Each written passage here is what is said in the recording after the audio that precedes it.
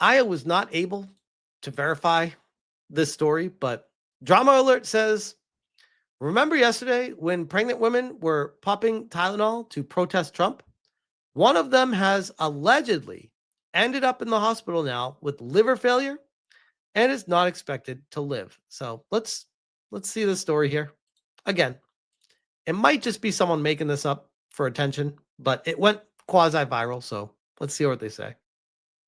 We need to have a serious talk, and this isn't going to be one of my funny videos because I don't think this shit is funny. We need to have a serious talk, and this isn't going to be one of my funny videos because I don't think this shit is funny at all anymore. And you people need to cut it out. Cut it out. I just watched a video from Nicole Sorrento on her Instagram about a husband who contacted her at 4 a.m. this morning. Do you know why? Because his wife, pregnant wife, who's 23 to 25 weeks pregnant, wanted to prove that Tylenol doesn't cause autism. Guess where she is? She's in a hospital on a ventilator with liver failure, and they said she's not going to survive. Okay?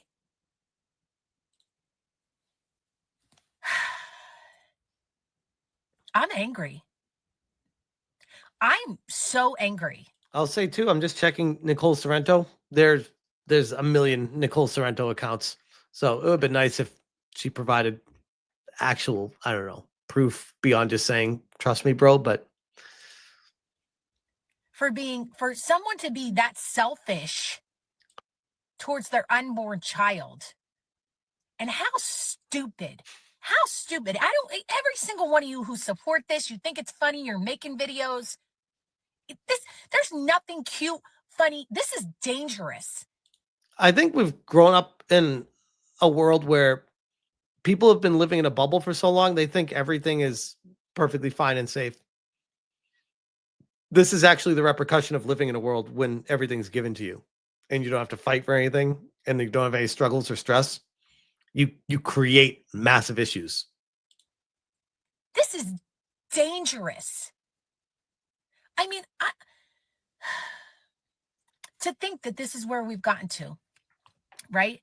As a country, to think that people hate a man so much, not because they really have anything to hate him for, but because they're told, programmed to believe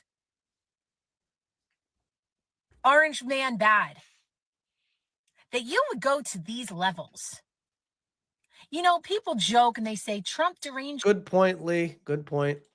I bring this one up. Trains hitting people planking. Remember that? I do.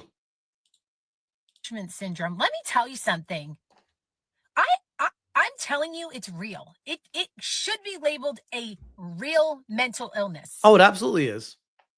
I've seen it myself, and it's a consistent. I think that's one of the best things about Trump too, is now we have something to point to be like, yes, this is the mental illness we've been trying to define for decades, and it's only ramped up over the recent 5 years or so, or 10 years, I guess, if you want to go back to his first presidency run and stuff like that. But Trump derangement syndrome is a real thing. A direct correlation to Elon derangement syndrome, direct correlation to Grum's derangement syndrome, a direct correlation to Smash derangement syndrome. If you have derangement syndrome for one of those people, you will have it for all of them. It's very curious how that works. Because I'm a mother of 3 sons.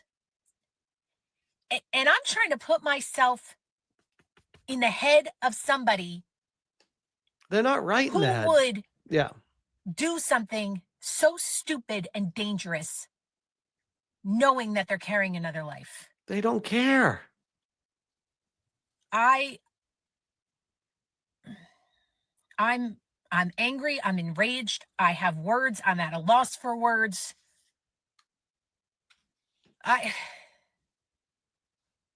Stop. Stop. You got you. I just listen. I'm praying for that woman and her child. I'm praying for her husband, for her family. Yeah. It's sad. It's really sad.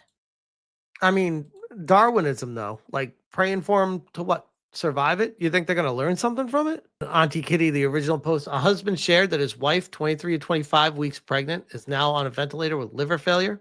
She was trying to prove Trump wrong about Tylenol and autism because of a TikTok trend. Doctors say they don't expect her to survive. Depending on the condition of your liver, if you drank alcohol, it doesn't take that much to cause liver failure. I said 500 people die a year and 56,000 end up in the ER, provided the source, made it clear it would cause liver failure. This is the response I received. Literally can't fix stupid. Die of what from Tylenol? Ended up in the ER from what related to Tylenol? Let's see the source for this. I'll wait. Oh, now significant deaths and ER visits as a direct result of Tylenol and not with an underlying condition? Get the fuck out. Hello, I need you and the Trump cult to do me a favor. Please get the Kool-Aid part of your cult. We are all tired of you and your bullshit, and we'd all like some peace and quiet. The total amount of Tylenol a person should take in a day is a max of 400 mgs. Tylenol overdose can cause liver failure. Luckily, there's an antidote. Asa, whatever. Works great if you administer it within 8 hours. Trump announced this yesterday. Unless she is trying off herself, she would have had to take a lot of Tylenol. Full Sorrento Tylenol story legit? No, it is not legit. It's an unsubstantiated viral hoax. It's been circulating on social media, particularly TikTok and X, as of September 24th. All right. So there's no verification for this being a thing. But at the same time, as we've seen with many people taking Tylenol while they're pregnant, it is concerning. Yeah, it looks like it's not a real story. But you know what's sad? That we live in a time where I believe it. And here's the craziest part. This came out earlier from the White House. The White House tweeted this. Trump was right about everything. Quote tweeting the official Tylenol account from 2017. We actually don't recommend using any of our products while pregnant. Thank you for taking the time to voice your concerns today. Oh, interesting.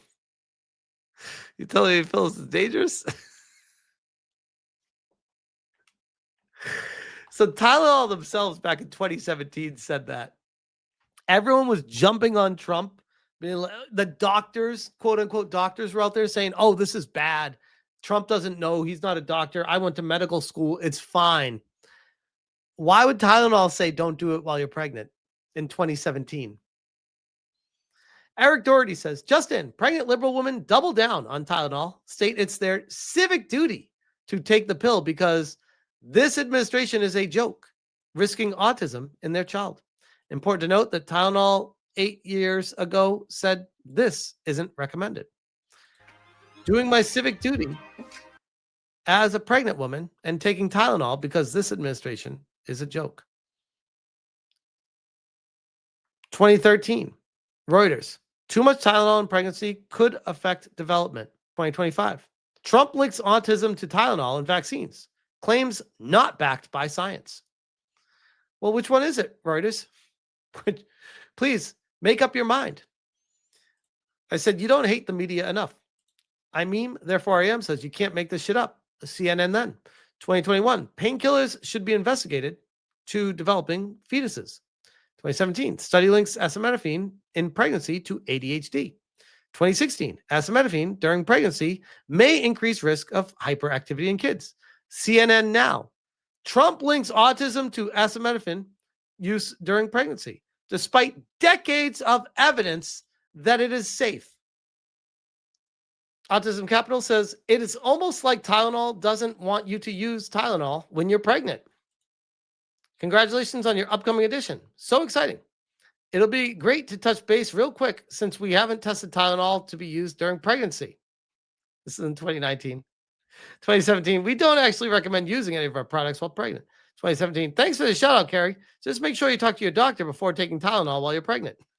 2016. If you're pregnant nursing, seek the advice of your healthcare professional before using Tylenol or any other medication. AKA, they're covering their ass and like, it's not good to take that. They knew. That's the scariest part. They knew that it's not safe. And they're trying their best to tell people. This is a video from Dr. Mike, the truth about Tylenol and autism. So let's hear this one out. Jr. and President Trump held a press conference on Tylenol and since RFK Jr. and President Trump held a press conference on Tylenol and autism, my cell phone exploded with tweets, emails, and messages asking for me to uncover the truth. Interestingly enough, I was actually working on a video for a new Truth or Scare episode on the association between Tylenol and autism.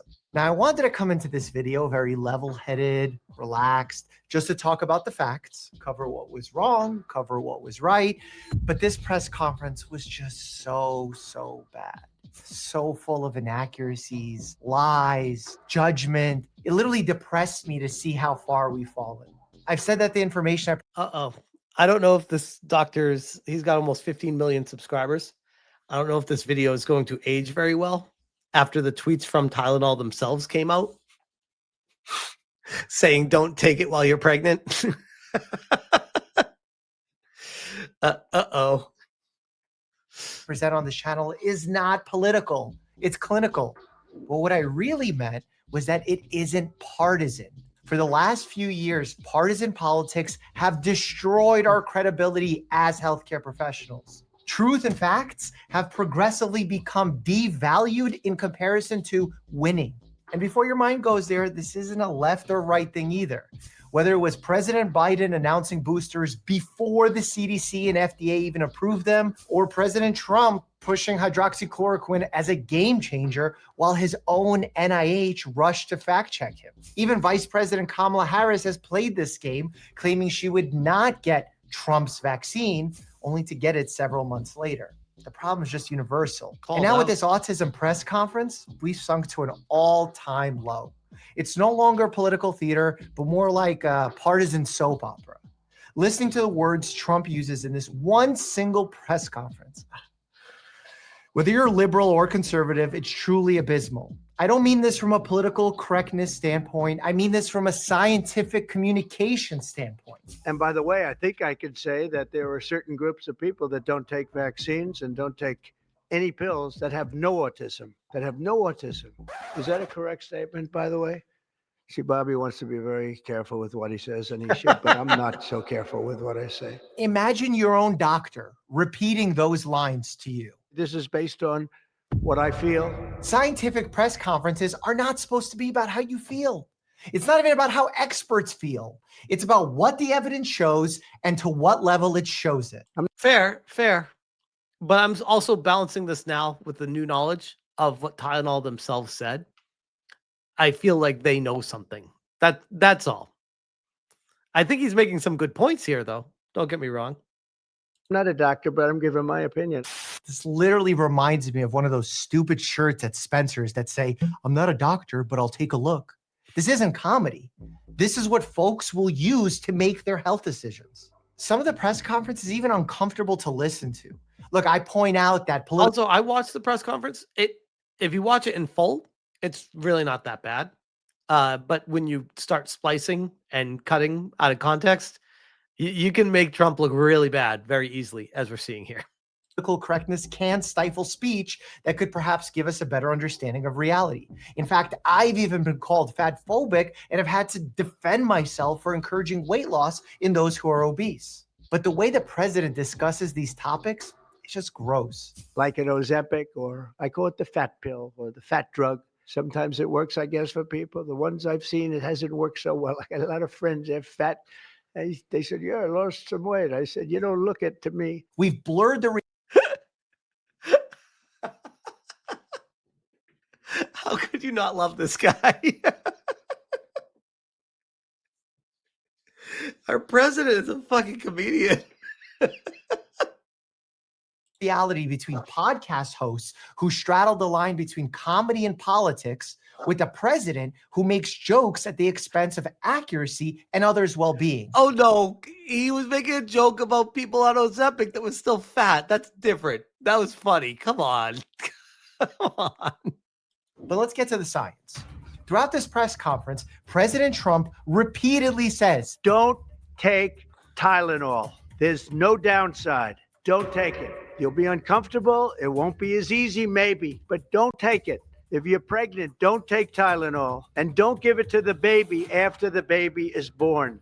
I mean, I feel like that's coming from a place of he's heard enough to be like, this is bad news.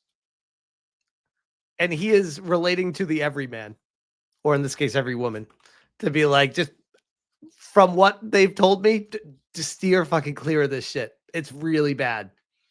He probably can't retain all the actual scientific words that they use and all the. He's just like, okay, got it.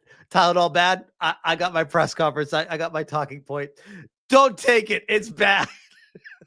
well, as a board-certified, actively practicing physician who's been in practice over 10 years, he's flat out wrong. In healthcare, every decision has consequences. I don't think he's flat out wrong. I'm not a doctor, but I think putting drugs into your body when you are a mother with a baby inside of you is not ideal. Now, if you have like a really bad fever or something like that that's extreme, then yeah, obviously there's extreme circumstances call for it. But I think what we're getting at with this is he's saying, don't just take it casually. Don't just pop the pills in the morning every day you wake up to be like, oh, my back aches a little bit because I'm pregnant. Let me pop a couple Tylenols. Like, I think that's more what he's getting at right now. Taking or not taking a medication both carry sets of benefits and harms. That's because medications, therapy, surgeries all have biological, psychological, and even social implications and trade-offs. Mm-hmm. And what's even more interesting is that those benefits and harms will be drastically different depending on which individual we're discussing. All this is to show that I'm not making an appeal to authority argument here, saying that Trump isn't a doctor, so he must be wrong. I'm actually saying he's wrong because he's wrong. If he was a doctor, he would know that not treating a fever, especially early in pregnancy, can carry serious risks. Okay, that's fine. I'm not disagreeing with this. I'm going back to the casual use of, oh, you just got Tylenol in your medicine cabinet. And, oh, I'm pregnant. I have aches and pains and I don't feel well every single day. Taking 2 pills in the morning, 2 in the afternoon, 2 at night, every day while you're pregnant is not going to be great for your kid. I feel like we need to make a distinction here because people keep going back, the doctors especially. You need to take it if you have a high fever. I fucking get it, bro. No one's arguing with that one. That's not the problem here. Temperatures from untreated fever, even hot tubs or saunas, are consistently associated with higher neural tube defect risks. Yeah, I would say steer clear of hot tubs too while you're pregnant. I mean, I'm like a helicopter dad. When my wife was pregnant, I was just like, don't go in the hot tub, don't do this, don't do that. My wife was a little bit more casual, but she was definitely careful, don't get me wrong. But I was just like, don't do this, don't do that. She's like, I'm fine. In the fetus. This has even been applied to other parts of development, including increases in congenital heart defects and orofacial deformities. So no, we don't just give Tylenol for comfort during pregnancy.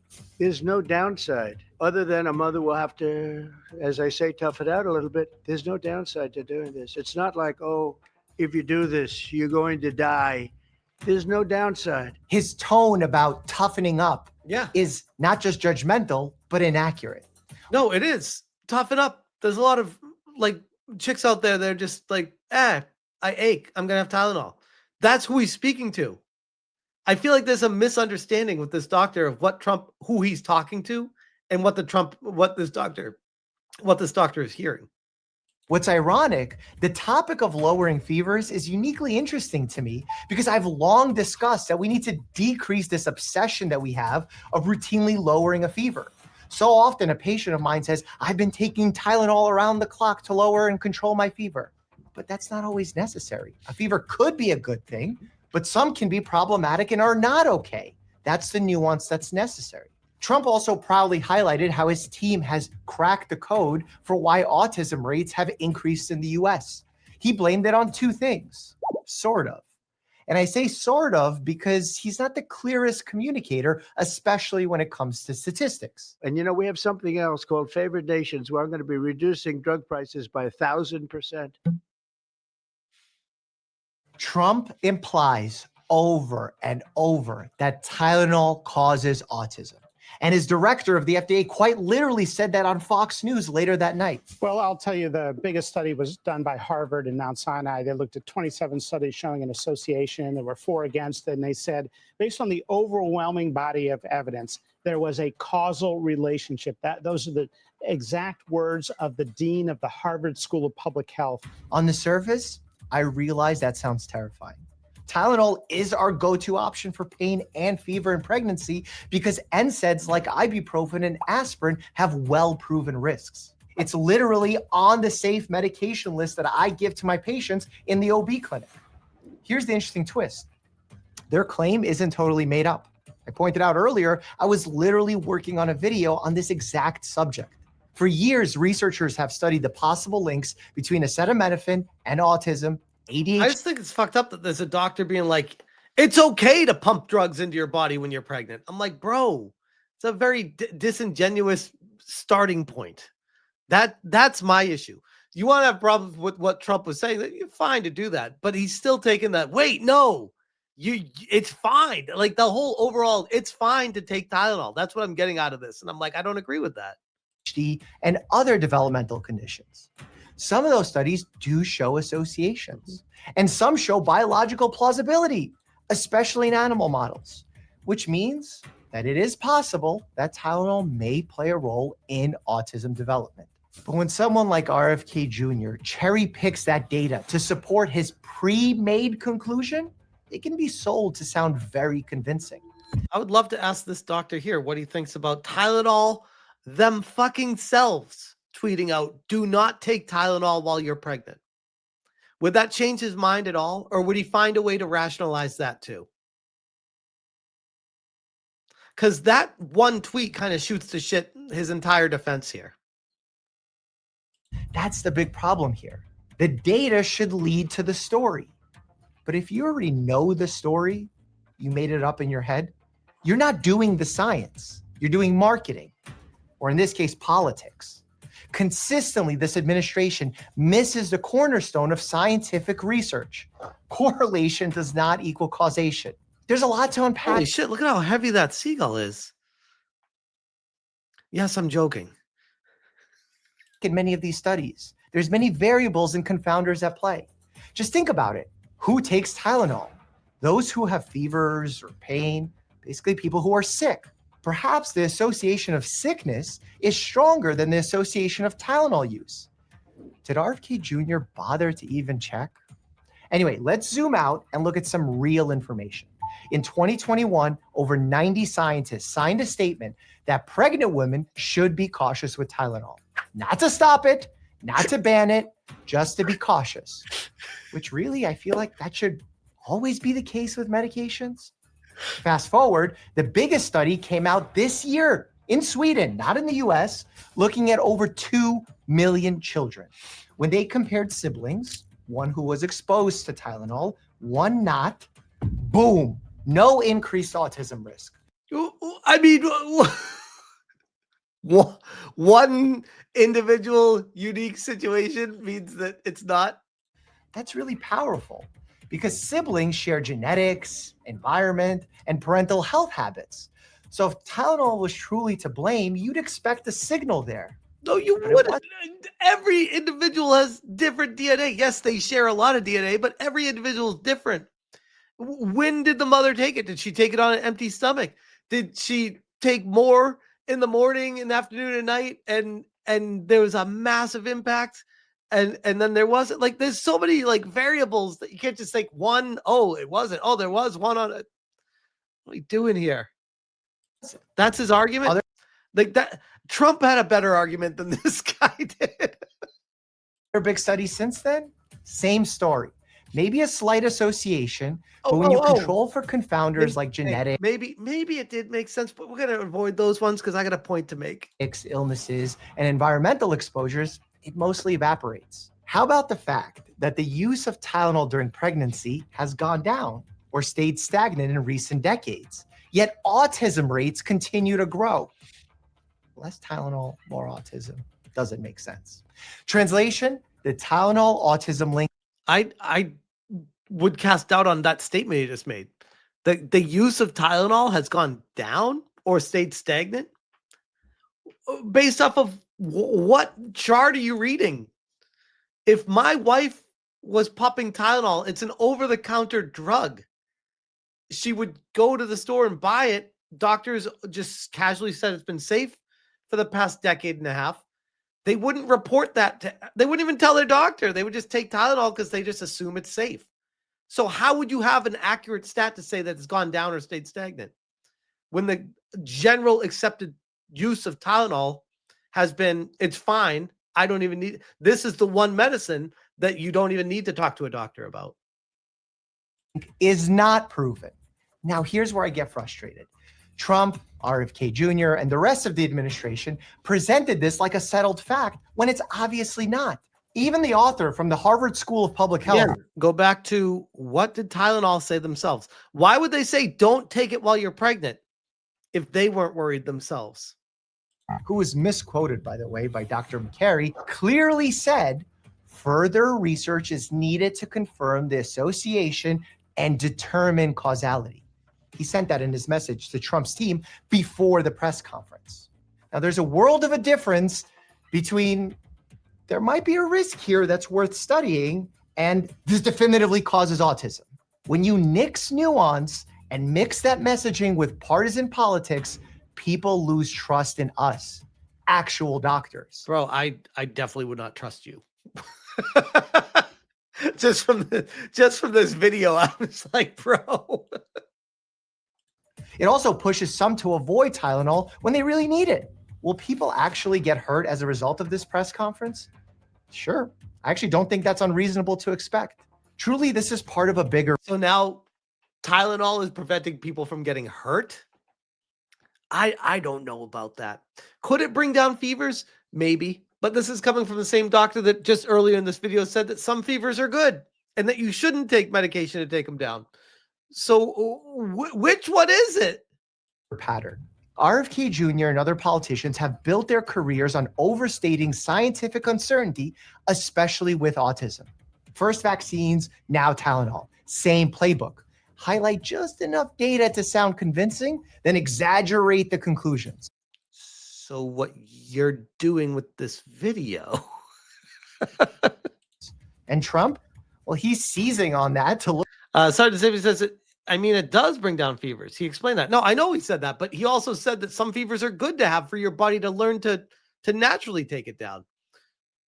Apparently, the doctor would know what the difference is between fevers, I guess, somehow. Look like he's saving the day by taking on big pharma or small pharma, over-the-counter pharma, even if it means twisting the science. It plays Tylenol is definitely big pharma, bro. well to score political points, but it's a disaster for pregnant patients who need honest, balanced guidance. It's even a bigger disaster for us who actually want to find the actual reason for the increased autism rates. I think this is a great thing what Trump did because it sends a message that people who are pregnant will be far more careful with just popping Tylenol casually. I think that's a great thing. I think far more people in the grand scheme, kids and everything, will be far better off than the people it will hurt by not taking Tylenol.